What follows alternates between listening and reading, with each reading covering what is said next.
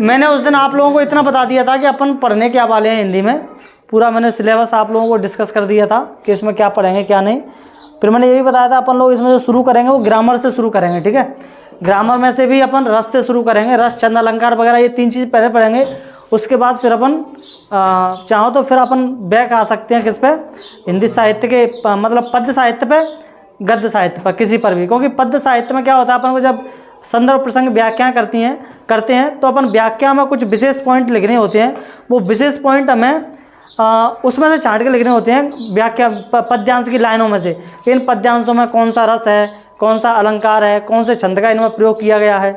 तो अगर आप लोग रस, छंद, अलंकार पढ़ के जाओगे तो आप लोग उनको बता पाओगे कि इसमें कौन सा रस है, कौन से रस की बात हो रही है, कौन से अलंकार की बात हो रही है, कौन से छंद की बात हो रही है। नहीं पढ़ के जाओगे तो फिर तुम उस पॉइंट को स्किप करना पड़ेगा, ठीक है। तो इसलिए अपन पहले यहाँ से ही पढ़ेंगे, तो अपन रस से ही पढ़ेंगे। किससे? रस से, ठीक है। रस, तो आए रस निकालेंगे गर्मी में, ठीक है। मज़ा आ जाएगा एकदम आप लोगों को रस पढ़ के आज।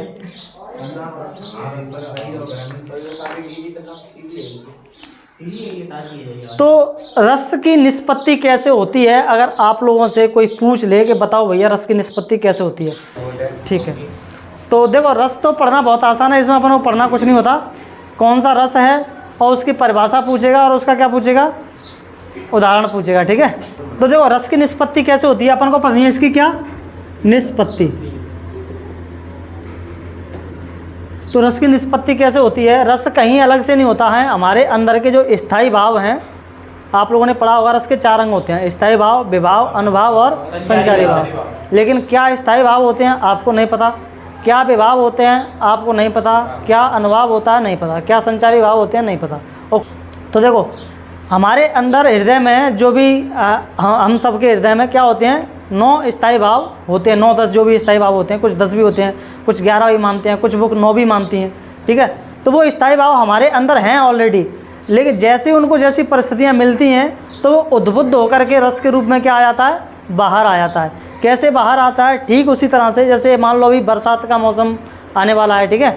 1 महीने बाद आप गाँव में कहीं हों बरसात के मौसम में, या फिर मान लो अपने घर में ही कहीं हो, यहाँ शायद मुझे नहीं पता खुशबू आती है कि नहीं आती मिट्टी की, है आती है। पहली बरसात में मिट्टी से जो खुशबू आती है वो खुशबू मेरे को ये बताओ कहाँ थी, कहाँ थी वो मिट्टी में थी। वो पहले से क्यों नहीं आ रही थी, पानी पड़ा फिर क्यों आई, क्योंकि उसको पहले ऐसी परिस्थितियाँ नहीं मिली जिसके कारण वो मिट्टी की सुगंध निकल के आ पाती बाहर। जैसे ही पानी पड़ा तो उसको कुछ ऐसी परिस्थितियाँ मिली जिससे वो खुशबू क्या होगी, बाहर निकल के आ गई। इसी तरह से रस हमारे अंदर मौजूद हैं, स्थायी भाव हमारे अंदर मौजूद हैं। वही स्थायी भाव को जैसी परिस्थितियाँ मिलती हैं दर्शक को सामने, वैसा ही रस निकल के क्या होता है, सामने आ जाता है, ठीक है। तो रस की निष्पत्ति के लिए आचार्य भरतमुनि ने एक फॉर्मूला दिया था। वो फॉर्मूला क्या है, फॉर्मूला ये है, ये इसमें 10-20 वर्ड नहीं है, ये पूरा एक ही वर्ड है, ध्यान रखेंगे। पूरा का पूरा ये एक ही वर्ड है और यही है तुम्हारे रस की निष्पत्ति, संयोगात रस निष्पत्ति, ठीक है। आप लोगों ने एक परिभाषा 10th क्लास में आपके टीचर ने रटा दी होगी, जब विभाव, अनुभाव, संचारी भाव का स्थायी भाव से संयोग होता है तो उसको क्या कहते हैं, रस की निष्पत्ति होती है। यही रटाया है ना। लेकिन आज तो मुझसे पढ़ने के बाद उस टीचर को पढ़ा के आ जाएंगे पक्का, है ना। उस टीचर को पढ़ा दोगे, अपने स्कूल टीचर को पक्का पढ़ा दोगे कि ऐसा क्यों है, ठीक है। यानी कि उसको शायद विभाव, अनुभाव, संचारी भाव का मतलब नहीं पता होगा, लेकिन आपको पता होगा। तो इस तरह से पढ़ो, जब पढ़ ही रहे हो तो कम से कम इस तरह से पढ़ो कि भविष्य में तुम्हारे काम आए। रट्टा लगा के बस 10th 12th पास कर लो, उसके बाद फिर छुट्टी, आगे चल के कंपटीशन में फेल, क्योंकि कंपटीशन में यही सारी चीज़ें आनी है, ठीक है। तो बताओ चलें डिटेल में कि बस उतना ही कराऊँ मैं भी? ठीक है। तो मैं आज तुम्हें डिटेल में ही पढ़ाता हूँ, ठीक है। तो देखो इसका मतलब क्या है, पहले हमें ये समझना है, ठीक है। आप लोगों को इसमें कुछ वर्ड्स हो सकता है समझ में आ रहे होंगे। विभाव समझ में आ रहा होगा, अनुभाव समझ में आ रहा होगा, है ना। विभावा कर दो इसको, विभावा अनुभाव, है ना। तो इसी में अलग करेंगे तो विभाव हो जाएगा, अनुभाव हो जाएगा। व्यभिचारी, इसी को अपन संचारी भी कहते हैं। क्या कहते हैं? संचारी। संयोगात यानी कि वही संयोग से। दृश्य यहाँ से हो जाएगा रस, अलग करेंगे तो इसको, ठीक है। तो संयोगात, इसको ऐसे कर दो, संयोगात, संयोगात दृश्य निष्पत्ति, ऐसे होता है, ठीक है। जब अपन इसको द्रा को अलग करेंगे तो यहाँ से ता अलग हो जाएगा, रा अलग हो जाएगा, कुछ इस तरह से। जैसे अपन इसको तोड़ेंगे तो एक वर्ड यहाँ से हो जाएगा, एक वर्ड यहाँ से हो जाएगा, एक वर्ड यहाँ से हो जाएगा, व्यभिचारी एक यहाँ से हो जाएगा और एक यहाँ से हो जाएगा, यानी कि कुछ इस तरह से बनेगा। तत्र विभाव अनुभाव, है ना, इसी को अपन संचारी भाव भी कहते हैं, व्यभिचारी को, ठीक है। संचारी भाव, संयोगात, संयोगात, इस दृश्य से तुम्हारा रस अलग हो जाएगा और निष्पत्ति। तो देखो तत्र का मतलब क्या होता है? मंच। क्या होता है? मंच। हमारे पास जो अपनी चीज़ है वो है स्थायी भाव, हमारे पास और कुछ नहीं है। हमारे हृदय के अंदर जो स्थित है वो क्या है? स्थायी भाव है। यानी कि हम जहाँ भी जाएंगे स्थायी भाव को छोड़ के नहीं जा सकते, स्थायी भाव हमारे साथ में ही जाएंगे। तो स्थायी भाव तो हमारे साथ में जा रहे हैं। जब हम मंच पर जाएंगे स्थायी भाव हमारे साथ है, उसका संयोग होगा किससे? विभाव से, अनुभाव से, संचारी भाव से। और किसकी निष्पत्ति हो जाएगी? रस की निष्पत्ति हो जाएगी, ठीक है। तो ऑप्शन नहीं है तुम्हारे पास कि हम अपने स्थायी भाव को छोड़ के जा सकते हैं, कहीं नहीं जा सकते। जब तुमको हंसने की परिस्थितियाँ मिल जाएंगी हास्य रस बन जाएगा, है ना। जब तुम्हें क्या नाम है उसकी, हाँ, तो वहाँ कौन सा रस बनेगा? करुण रस बन जाएगा, है ना। जब प्रेम भरी बातों का वर्णन कौन से में होता है? श्रृंगार रस में। कहीं ऐसी परिस्थितियाँ मिल जाएंगी जहाँ प्रेम विरेम का वर्णन हो रहा होगा तो वहाँ कौन सा रस आ जाएगा? श्रृंगार रस की निष्पत्ति हो जाएगी, ठीक है।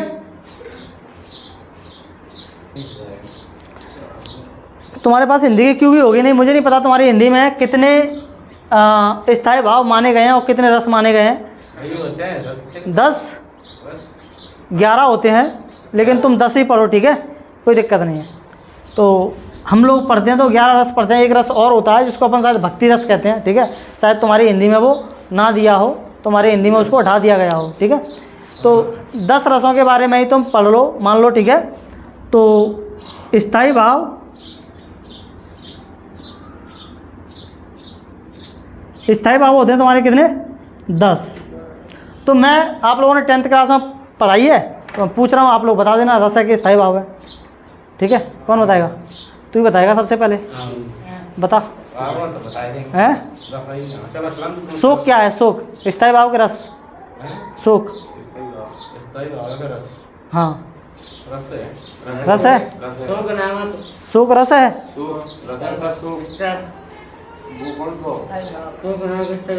स्थायी भाव रस है, फिर करुण क्या है?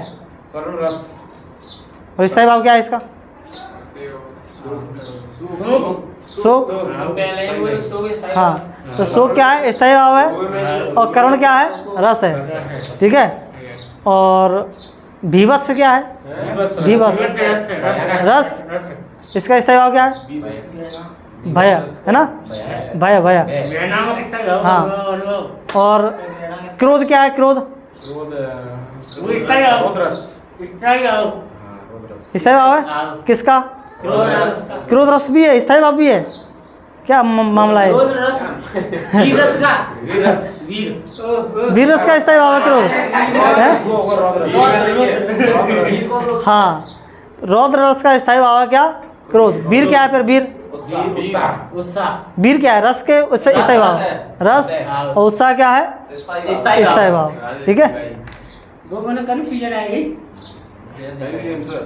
तो देखो, तो सबसे पहले अपन समझते हैं किसको? विभाव को। इनमें से विभाव क्या होता है?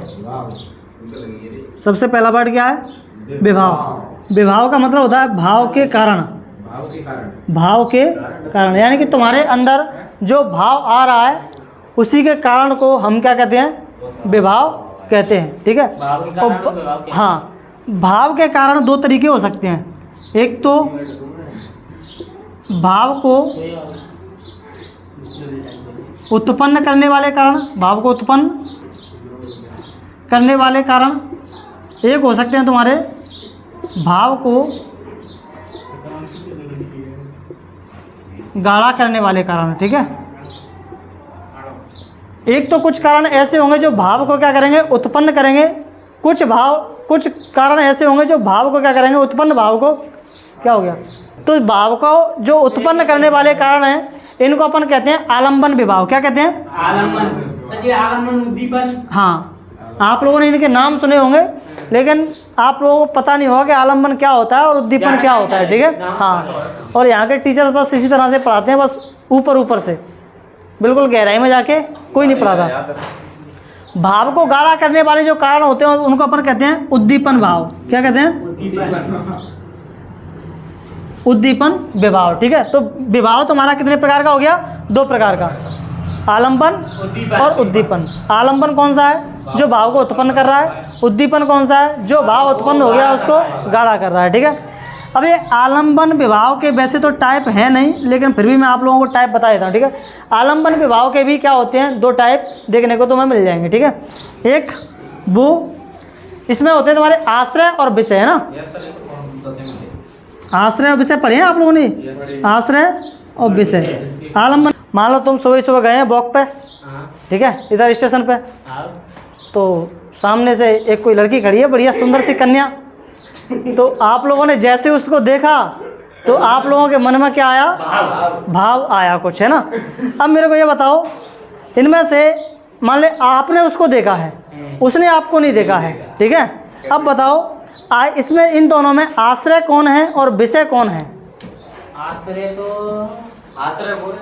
तो वो है, किसके मन में भाव आ रहा है, तो तुम आश्रय को, जिसके बारे में भाव आ रहा है वो तो हो गया कौन, आश्रय, यानी कि लड़की हो गई आश्रय। और विषय कौन है, जिसके मन में भाव आ रहा है, ठीक है। तो ये हो गया क्या,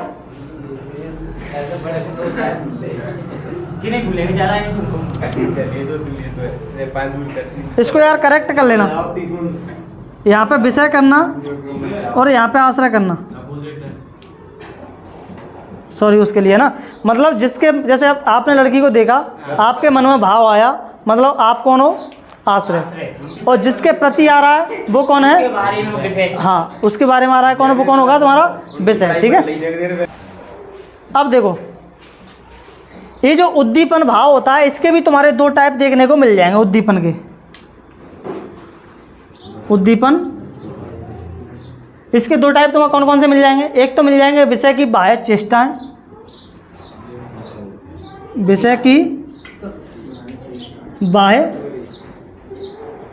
चेष्टाएं, और एक आता है तुम्हारा वातावरण। क्या, वातावरण, ठीक है। समझ में नहीं आ रही। अब मैं एक कहानी सुनाता हूँ आप लोगों को, ठीक है, उससे ये सारे वर्ड तुम्हारे क्लियर हो जाएंगे, ठीक है। तो हाँ, जमा के अब डिस्टर्ब मत करना बस, ठीक है, क्योंकि चीज़ें माइंड में बैठानी पड़ती हैं, जानी पड़ती हैं, उनके लिए स्टोरी पड़ती हैं, ठीक है। तो एक, तो देखो आप लोगों ने क्या नाम है, ये जो नाटक की बात चल रही थी, नाटक आप लोगों ने या तो खेले होंगे या फिर आप लोगों ने देखे तो होंगे ही कम से कम, है ना। फंक्शन वगैरह होते रहते हैं तो वहाँ पे नाटक करवाते हैं वो लोग मंच पे, है ना। करवाते हैं कि नहीं करवाते, किसी को गांधी जी बना रहे हैं, किसी को कुछ बना रहे हैं, किसी को कुछ बना रहे हैं ना। कई स्कूलों में सांस्कृतिक कार्यक्रम होते हैं, जैसे रामलीला वगैरह, है ना। ये सब कार्यक्रम वो क्या होते हैं, कराते हैं। ढंग से बैठ, ठीक है, हाँ। तो क्या होता है, जैसे मान लो अपन को प्रेम का भाव उत्पन्न करना है किसी के मन में, ठीक है, तो कैसे अपन उस व्यक्ति के मन में प्रेम का भाव लाएंगे। तो जैसे मान लो रामलीला चल रही है, नाटक हो रहा है, एक लड़का है जिसका नाम है राजेश और एक लड़का है जिसका नाम है सुरेश। ये लड़का ऐसा है जिसको दाढ़ी मूछ कुछ है ही नहीं, दाढ़ी मूछ टाइप का नहीं है ये, तो ये है ना, ये ठीक है, इसके दाढ़ी मूछ दिख रही है अच्छे से। क्या हो गया, उसके तो है यार दाढ़ी मूछ है, तो उसकी को कह रहा है। हाँ, लेकिन इसीलिए मैंने आप लोगों के नाम नहीं लिखे यहाँ पे, ठीक है, नहीं तो एक का नाम पिंटू लिख देता, एक का नाम कुछ और लिख देता। तो सुरेश और राजेश नाम तो नहीं है ना किसी का, तो बुरा मानने की भी जरूरत नहीं है, ठीक है। तो ये लड़का ऐसा है कि इसकी डेंटिंग पेंटिंग करके इसको क्या बनाया जा सकता है, एक स्त्री का रूप दिया जा सकता है। अब ठीक है, इसको स्त्री का रूप दे दिया और ये इसको राम बना दिया, इसको सीता बना दिया। ठीक है, अब चूंकि रामलीला चल रही है तो रामलीला में वो सीता को आना ही आना है उसमें वाटिका में, राम को जाना ही है उधर वाटिका में। ठीक है, वो वाटिका में ही तो उनका मिलन होता है। अब इस व्यक्ति को पता है कि ये सीता नहीं है, ये कौन ये कौन है, सुरेश है ना। अब बताओ इन दोनों के, इसके मन में इसके प्रति कोई प्रेम का भाव आएगा? और मान लो इसको एक डायलॉग बोलना हो मंच पे जा करके, अरे चुप रहे, इसको डायलॉग बोलना हो मंच पे जा करके, हे सीते मैं तुमसे बहुत प्यार करता हूँ और तुम्हारे लिए जान देना चाहता हूँ, और गलती से इसने कह दिया कि तो ठीक है मतलब कर लो फिर, मतलब आ जाओ फिर दे दो जान, तो फिर क्या होगा? ये व्यक्ति रुकेगा इसके सामने कहीं? भाग जाएगा कि नहीं भाग जाएगा? भैया ये क्या गड़बड़ होने वाला है? कहने का मतलब इसके मन में कोई प्रेम का भाव आएगा? नहीं आ सकता। अब दूसरी कंडीशन लेते हैं अपन। दूसरी कंडीशन ये है, मान लो सीता और राम नहीं है, ये राजेश ही है, इसको मान लो कोई लड़की बना लेते हैं। ठीक है, क्या नाम रखें इसका? है नहीं, अरे भैया ये नाम नहीं हुआ किसी का, नहीं तो कोई लड़की बुरा मान जाएगी कि भैया हमारा नाम क्यों रख दिया है ना। अब ये है लड़का, ये है लड़की, और ये बना है अब सुनो ध्यान से, ये बना दिया है क्या? राम, और इसको बना दिया है सीता। अब देखो वही रामलीला चलनी है और वही उसमें गार्डन में फिर से आना है। कौन सी वाटिका है वो? जनक वाटिका है। कौन सी वाटिका है? अब मेरे को ये बताओ, इसके चांस है कि नहीं कि इसके मन में प्रेम के भाव इसको लेकर के आ सकते हैं, है ना? ये जरूरी नहीं है कि आ सकते हैं, है ना, लेकिन ऐसा भी हो सकता है कि प्रेम का भाव इनके मन में आ जाए, क्योंकि लिंग विपरीत है तो लिंग विपरीत के प्रति अट्रैक्शन हो ही जाता है। तो हो सकता है कि प्रेम का भाव इनके मन में आ जाए, है ना। तो प्रेम का भाव तो हमने क्या कर दिया, उत्पन्न कर दिया है। ठीक है, अब देखो जिसके मन में, जैसे मान लो ये गया वहाँ पर, ठीक है, और इसने देख लिया है किसको? इसको, लड़की को देख लिया है। तो यहाँ पर लड़की को इसने देखा, तो मुझे ये बताओ राजेश कौन है इनमें से? राजेश कौन है? राजेश तो आश्रय है, इसी के मन में तो भाव आ रहा है। और विषय कौन है? विषय तुम्हारे जुनिया है, जिसके प्रति भाव आ रहा है, जिसके बारे में भाव आ रहा है। ठीक है, तो आलंबन भी यहाँ पर क्लियर हो गया। ठीक है, अब देखना आलंबन भी क्लियर हो गया। अब देखते हैं अपन उद्दीपन, यानी कि उद्दीपन विभाव को, कि इस प्रेम को और गाढ़ा कैसे करें, है ना। गाढ़ा करने वाला तो यही है ना। तो अब मान लीजिए कि सीता जनक वाटिका में बैठी हुई है ना, और वो एक जैसी ये जनक वाटिका में बैठी हुई हैं, ये भंवरे से एक बड़ा परेशान है। भंवरा इनको बार बार आ रहा है और बार बार आप भंवरा नहीं जानते? हाँ, भंवरा वही, हाँ। तो उसी भंवरे से मान लो सीता क्या है, बहुत परेशान है, और उधर से राम देख रहा है कि भैया ये परेशान हो रही है ना। अब ऐसे में उसके मन में भाव आता है कि क्यों ना जा कर के इसको मैं ही बचा लूं, है ना। और वो आकर के आता है और एकदम से तलवार से ऐसे उसको खच्च कर देता है, हटाक कर देता है। अब बताओ, सीता के मन में जो प्रेम का भाव मतलब नहीं भी आ रहा होगा, तो उसके मन में ये प्रेम का भाव अगर थोड़ा बहुत भी रहा होगा, तो इस क्रिया से थोड़ा बहुत गाढ़ा होगा कि नहीं होगा। और या फिर मान लो सीता कोई ऐसी एक्टिविटी कर दे, कुछ ऐसी एक्टिविटी जो करने लायक नहीं है, तो प्रेम का भाव मर भी सकता है ना। कुछ भी ऐसी एक्टिविटी कर दे, मान लो गाली दे दे बहुत सारी, है ना, तुम्हारे सामने ही बहुत सारी गालियां दे दे। मान लो तुम्हारे सामने कोई लड़कियां गाली दे दे, तो तुम्हें उसके मन में उसके प्रति क्या आएगा? लगेगा कि प्रेम का भाव, है ना। तुम लोगों को लगेगा यार ये लड़की होकर के इस तरह की एक्टिविटीज़ कर रही है, मन हट जाएगा। यानी ये तो बहुत खतरनाक वाली चीज़ हो सकती है, मेरे लिए बहुत घातक साबित हो सकती है। तो प्रेम का भाव मर भी सकता है। ऐसा भी हो सकता है कि वो कुछ एक्टिविटीज़ कर दे। बहुत सारे लोग क्या करते हैं, कर दी तो बताओ हाँ, तो बताओ ऐसी एक्टिविटीज़, भले ही कितनी भी लड़की सुंदर हो, कुछ भी हो, क्या उसके प्रति प्रेम का भाव आएगा फिर? हमारी करंट का नहीं आएगा ना। तो प्रेम का भाव क्या हो सकता है? मर भी सकता है। अब वातावरण कैसे इसमें इम्पेक्ट करता है गाढ़ा करने में? ऐसे मान लो प्रेम का भाव है, बढ़िया बरसात, पहली बारिश हुई है, पहली बारिश नहीं, मान लो पहली बारिश में तो उमस बहुत ज़्यादा रहती है ना, 2 4 6 बारिश हो जाए, उसके बाद हाँ उसके बाद मौसम अच्छा हो जाए, है ना, और उस समय नायक नायिका मिल रहे हों, तो बताओ उनके प्रेम का भाव गाढ़ा होगा कि फिर ख़त्म हो जाएगा? और गाढ़ा हो जाएगा ना, है ना, मौसम के साथ। ठीक है, तो वातावरण का भी क्या होता है? इम्पैक्ट होता है, पड़ता है किसको? इन सारी परिस्थितियों को गाढ़ा करने में, जो भी अपने अंदर भाव उत्पन्न हो रहा है उसको गाढ़ा करने में और उसको ख़त्म करने में। ठीक है, तो समझ में आई ये सब कहानी कि नहीं समझ में आई है?